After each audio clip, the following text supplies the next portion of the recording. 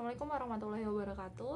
Selamat datang di konten pertama dari Ruang Sains Psikologi yang dikelola oleh FLN Dedikasi Psikologi untuk Negeri. Nah, untuk konten kali ini, konten pertama ini adalah konten yang terintegrasi dengan kuliah psikologi sosial. Jadi mungkin akan untuk penonton yang umum akan sedikit sulit ya, atau mungkin ada bagian-bagian yang apa sih gitu ya, karena nggak ikut berproses di kelas psikologi sosial. Namun semoga tetap ada manfaat yang bisa diambil. Sebenarnya bakal ada, tenang aja. Oke. Apa yang saya maksud dengan terintegrasi dengan kelas psikologi sosial, teman-teman ingat kan di kelas psikologi sosial, yang ikut kelas psikologi sosial, bahwa di pertemuan kemarin tentang hybrid identity itu kita sempat membahas atau sempat menganalisis, ada tugas tentang kegundahan, menyampaikan kegundahan dan menganalisis kegundahan dari teman-teman tentang konsep diri, tentang diri teman-teman gitu kan ya. Nah, sebenarnya kita kemarin mau ngasih feedbacknya tuh di kelas, cuma sayangnya karena waktunya terbatas dan materinya padat banget, jadi feedbacknya itu harus terpisah. Nah, ini deh, kita mau kasih feedbacknya di sini. Sebenarnya feedbacknya nggak satu-satu sih, karena memang waktu dan kerahasiaan ya. Kalau satu-satu nanti ketahuan siapa gitu kan ya. Terus habis itu di sini juga kita akan menghadirkan sesuatu teknologi untuk teman-teman lebih memahami tentang self concept, social self, harga diri. Jadi ini teknologi yang akan membuat teman-teman tertawa sebenarnya. Tapi ini termasuk teknologi. Kenapa? Karena dia akan memudahkan kita.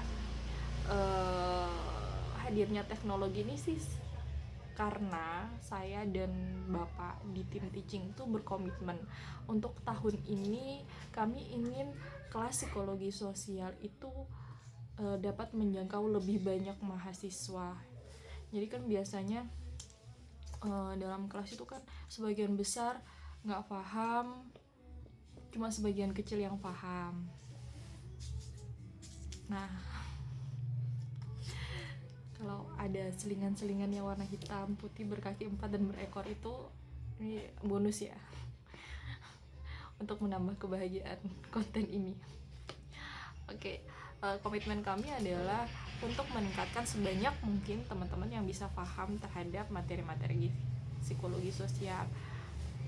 Jadi kami akan berusaha menggunakan berbagai macam cara agar teman-teman bisa paham gitu. Jadi nggak usah ragu, nggak usah takut. Kalau punya pertanyaan langsung disampaikan aja, boleh japri, boleh di grup-grup tuh better, karena kan banyak teman-teman lain yang punya pertanyaan yang sama yang bisa diterwakilkan gitu kan ya. Tapi kalau malu bolehlah japri. Nanti kita akan cari cara untuk teman-teman bisa bisa lebih paham, yang kebingungan bisa paham, yang udah paham akan semakin paham tentang materi-materi di psikologi sosial gitu. Oke, untuk mempersingkat waktu biar nggak panjang-panjang, kita akan menunjukkan teknologi ini. Teknologi akan membuat teman-teman lebih paham tentang social self, khususnya konsep diri dan harga diri. Oke. Mohon mempersiapkan diri karena ini sesuatu yang akan membuat teman-teman speechless. sorry. Oke. Jeng jeng, ini dia. Mungkin di dalam hati ada yang udah bilang, yang apaan nih mbak, cuma gini doang. Ya cuma gini doang, tapi mungkin bagi sebagian teman-teman yang bingung akan sangat membantu. Kenapa? Karena ini akan membantu teman-teman untuk memvisualisasikan tentang konsep diri. Apa yang saya maksud dengan memvisualisasikan? Teman-teman, kita sadar ya kalau di psikologi itu banyak banget konsep, banyak banget materi yang sebenarnya nggak bisa kita lihat. Jadi kayak konsep diri itu apa, kita nggak bisa nunjukin di mana itu konsep diri. di hidung, di mulut, di otak pun kita nggak bisa nunjukin mana yang spesifik. Ini saya punya gambarnya nih, ini adalah gambar otak ya, dalamnya otak, saraf-sarafnya otak. Nah coba teman-teman bisa nunjukin gak sih di mana tepatnya letak konsep diri, letak harga diri, kemudian mungkin letak representasi diri, sampai belibet. Bisa nggak bisa, nggak ada yang bisa, karena memang psikologi itu banyak mengkaji tentang sesuatu yang tidak terlihat, sesuatu yang goib. Jadi kira-kira kita nih orang-orang yang ya satu aliran sama yang belajar santet, belajar sihir. Karena yang kita pelajari sama-sama nggak kelihatan, sama-sama sesuatu yang ada, yang berefek. Jelas kan gitu loh, bahwa setiap orang pasti punya diri gitu, tapi kita nggak bisa nunjukin dengan dengan satu telunjuk bahwa oh diri itu yang ini nih, kayak hidungnya di sini, yang ini namanya bukan hidung, yang ini namanya bukan hidung itu di sini. Kita nggak bisa melakukan hal yang sama untuk konsep diri. Kita nggak bisa bilang bahwa oh konsep diri itu ada di dalam sini atau di sini, di mana, nggak bisa. Oleh karena itu kenapa saya kemudian membuat model ini untuk membantu teman-teman memvisualisasi tentang social self, tentang konsep diri, tentang harga diri. Nah yang nanti akan juga kita pakai untuk memberi feedback tentang kegundahan teman-teman. Dan saya harap kalau misalnya teman-teman nanti paham gitu kan ya, nanti teman-teman juga bisa membantu orang lain dengan cara yang sama. Oke, saya akan mengenalkan dulu ya. Jadi ini saya sebenarnya cuma bertujuan untuk mewujudkan model yang kita pelajari selama di kelas. Biasanya jadi terlalu tinggi. Aduh. Ini aja ya. Oke. Jadi kalau di kelas teman-teman buka slide lagi, buka PPT-nya, kan social self itu kemarin kita bagi atas 3, yaitu yang pertama konsep diri, yang kedua itu harga diri atau self esteem, terus yang ketiga adalah self presentation atau presentasi diri. Nah, yang di dalam diri kita, yang itu nggak kelihatan kan, karena bukan pencitraan, itu adalah konsep diri dan harga diri. Makanya sulit kan untuk kita bisa nunjukin, untuk bisa nyeritain gimana sih konsep diri aku, gimana sih harga diri aku, gimana sih konsep diri seseorang, gimana sih harga diri seseorang. Nah seperti itu. Jadi kemudian saya membuat model ini untuk nunjukin ke teman-teman, untuk membantu teman-teman bisa bayangin gimana sih model kira-kira ya, ngayal ibaratnya. Kalau ngayal kayak kalau teman-teman nonton Inside Out, film Inside Out itu kan nggak bener-bener ada kan yang namanya sadness, happiness, itu kan nggak bener-bener, maksudnya nggak bener-bener dia bentuknya seperti itu gitu loh. Tapi kemudian ketika kita bisa menghayalkan, kita bisa tahu bahwa oh di dalam diri kita itu ada perasaan yang berganti-ganti, yang kadang-kadang tuh berantem karena satu memori gitu kan ya. Kemudian ketika ada satu sistem yang rusak dalam memori, wah seorang bisa bisa kehilangan kemampuannya untuk bisa bahagia, akhirnya dia sadness terus. Nah kayak gitu. Jadi tujuannya si model ini, si teknologi ini adalah seperti itu. Kalau teman-teman punya ide yang lebih bagus, saya akan sangat welcome untuk kemudian mewujudkannya, untuk berbagi agar bisa semakin banyak orang itu mengerti tentang konsep diri dan harga diri. Oke, kembali lagi. Oke, ini judulnya di sini social self knowledge. Kenapa self knowledge? Karena memang kita di sini berfokusnya ke self knowledge, pengetahuan diri, apa yang kita tahu. Jadi kan harga diri kita dan konsep diri kita sebenarnya kita yang paling tahu. Biasanya kita menceritakan ke orang dan orang itu menilai sebenarnya sama. Kalau orang lain menceritakan ke psikolog, ya psikolog biasanya kemudian menilai sebenarnya siapa yang paling tahu diri kita adalah diri kita sendiri. Ini namanya social self, partnya adalah self knowledge. Self knowledge kalau teman-teman lihat di PPT kita kan termasuk di dalamnya itu adalah konsep diri, konsep diri, lihat ya, konsep diri, dan kemudian self esteem. Kenapa konsep dirinya di dalam sini dan kenapa self esteemnya di sini? Nah teman-teman, kalau teman-teman lihat di PPT, memperhatikan di PPT bahwa penjelasan tentang konsep diri itu dia dibentuk atas 3. Apa aja? Nih ada harapan, ada pengetahuan, ya mohon dimaafkan tulisannya, dan kemudian jatuh, ada penilaian. Jadi segitiga harapan, terus kemudian pengetahuan, penilaian, itu yang membentuk konsep diri seseorang. Ada 3. Jadi saya ibaratkan ini adalah ruangan segitiga. Jadi ada sebuah ruangan berbentuk segitiga, itu ruangan konsep diri yang dinding-dindingnya adalah harapan, pengetahuan, dan penilaian. Nah, terus habis itu kenapa kemudian di sini self esteemnya di bawah?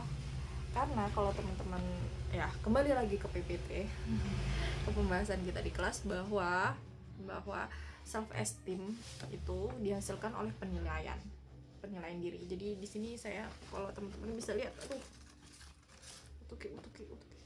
ya, ada celah di situ. Jadi di dinding penilaian itu ada celah yang menghubungkan ke self esteem. Jadi itu kenapa konsep diri dan harga diri itu sangat berkaitan. Kayak gitu ya teman-teman. Nah teman-teman ada yang penasaran nggak sih ini di bawah dalamnya apa sih? Ini bukan rokok ya. Sepintas warnanya kayak rokok karena origaminya hilang. Oke. Ini apa sih yang di dalam? Banyak. Ini sebenarnya bisa lebih banyak lagi. Kalau mengacu ke kehidupan yang nyata. Jadi ini apa teman-teman, ini yang kalau kita sempat bahas di kelas ini yang namanya, saya andaikan ini adalah self schema atau skema diri. Nah isinya konsep diri itu apa? Isinya ruangan konsep diri itu sebenarnya adalah skema diri. Jadi mungkin kalau di usia ini, anggaplah ini masih usia bayi ya, cuma dikit banget masih ya. Ketika di usia teman-teman, di usia saya mungkin itu udah penuh banget dengan skema diri. Nah skema diri seperti yang sudah kita bahas di kelas, skema diri itu isinya adalah memori sebenarnya. Memori tentang apa? Memori tentang 2 hal. Apa coba? Oke, kita andaikan ya, ini adalah skema diri. Skema diri itu bisa dibentuk atas satu ini adalah identitas kita. Jadi memori tentang identitas kita, misalnya ya identitas kita sebagai mahasiswa atau sebagai anak pertama, anak kedua, anak ketiga gitu kan, atau kemudian tulang punggung keluarga, cucu kesayangan nenek, kayak gitu. Lalu kemudian bendahara organisasi, ketua kelas, dan lain-lain sebagainya. Ini ya identitas yang warna putih. Nah terus kemudian yang coklat ini apa? Yang coklat ini adalah memori tentang appraisal feedback. Jadi pendapat orang lain tentang kita yang kita peroleh selama kita berinteraksi. Nah yang ini isinya apa sih teman-teman? Nah, seperti yang saya omongin tadi tentang appraisal feedback itu, jadi itu isinya memori-memori yang seperti ini. Kamu cantik ya kalau pakai baju biru gitu. Kalau nggak gitu, ih kamu kok orangnya pendiam ya. Ih kamu orangnya boros ya. Atau kemudian ya gitu, Dek kamu tuh males banget ya. Nah kayak gitu. Jadi apa yang pendapat orang tentang diri kita itu kemudian menjadi memori, menjadi skema diri yang kemudian memenuhi ruang konsep diri kita. Nah itulah kemudian kenapa sih konsep diri kita itu sangat dipengaruhi oleh orang lain? Ya karena itu gitu loh, karena kita memperoleh identitas dari lingkungan sosial kita. Coba bayangin kalau kita hidup sendiri, bener-bener sendiri, nggak berikatan dengan orang lain, kita jadi apa? Kita identitas kita apa selain diri kita sendiri gitu kan ya? Kita cuma punya satu identitas, tapi karena kita itu terlibat dengan banyak orang, kita punya keluarga, punya teman bersekolah, kemudian mungkin ikut turnamen game yang berkelompok ya, yang war gitu.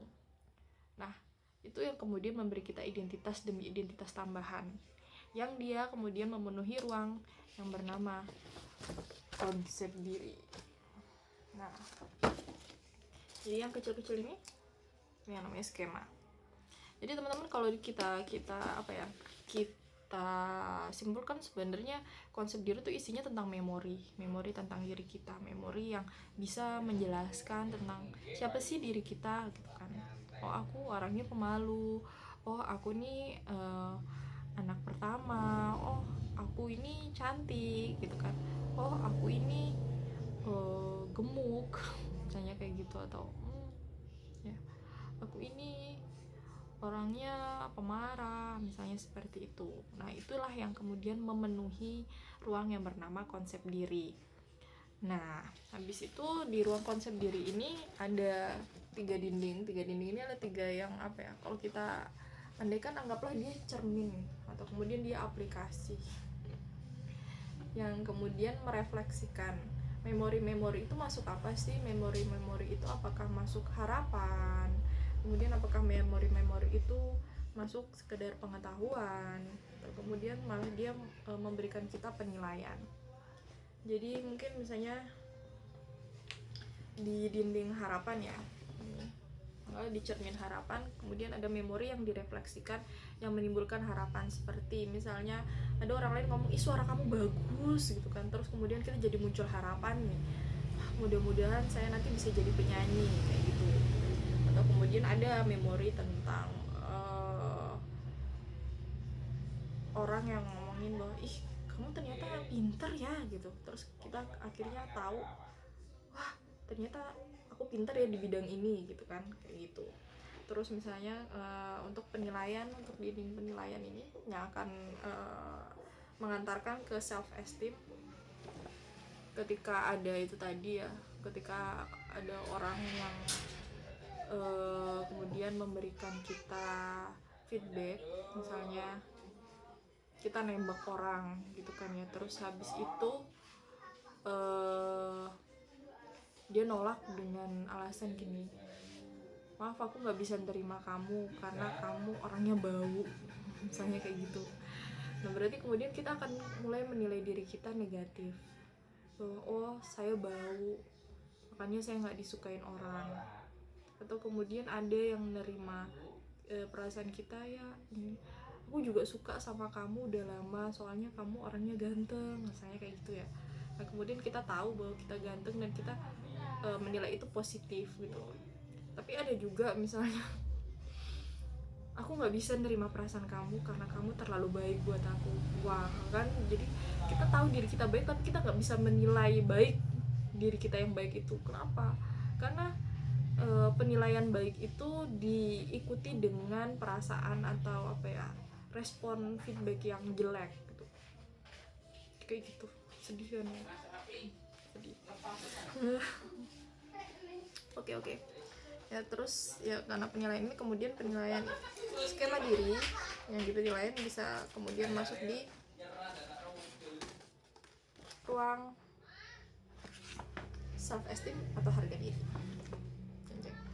Jadi teman-teman, kalau misalnya sekarang kita bisa nyimpulin bahwa sebenarnya konsep diri dan harga diri itu ibaratnya adalah memang seperangkat aplikasi dalam otak kita untuk kemudian membentuk pengetahuan kita tentang diri kita. Apakah kita orang yang baik, apakah kita orang yang buruk, apakah kita orang yang cantik, apakah kita orang yang jelek, apakah kita orang yang ramah ataukah orang yang pemalu dan lain-lain sebagainya. Nah itu bisa kita peroleh dari sekeliling kita, dari feedback orang-orang, dari identitas kita kayak gitu, dari budaya kita juga bisa. Itulah kenapa kemudian disebut social self, karena tanpa interaksi dengan orang lain, tanpa feedback dari orang lain, tanpa identitas yang ditimbulkan karena kita hidup di tengah-tengah orang lain, kita nggak bisa punya ini. Ruang ini akan kosong gitu. Ya, jadi sebenarnya isinya dari konsep diri seperti yang kita omongin tadi sebenarnya adalah memori tentang identitas kita dan memori tentang pendapat orang lain tentang kita. Hasilnya otak cuma kayak gini doang, nggak ada konsep diri, nggak ada harga diri, kita nggak bisa nunjukin itu di mana. Tapi kita bisa buktiin bahwa memang ada yang namanya konsep diri dan ada yang namanya itu harga diri. Oke. Nah ya, kita udah selesai dengan teknologi kita, teknologi sosial self. Mudah-mudahan dari teknologi ini teman-teman bisa paham. Kalau teman-teman misalnya masih sulit paham, akan lebih bagus kalau teman-teman bikin sendiri. Memang apa ya, belajar itu learning by doing itu much better, lebih bagus, lebih meresap, lebih bisa dipahami daripada cuma menyimak. Jadi kalau memang di antara teman-teman ada yang gaya belajarnya itu motorik, bisa nyoba bikin kayak gini atau bikin yang lebih bagus. Saya akan sangat senang kalau misalnya ada teman-teman yang bisa punya ide yang lebih bagus dan kemudian bisa berbagi. Jadi nanti saya juga bisa belajar dari teman-teman. Oke. Selanjutnya kita mau ngasih feedback. Nah, teman-teman kemarin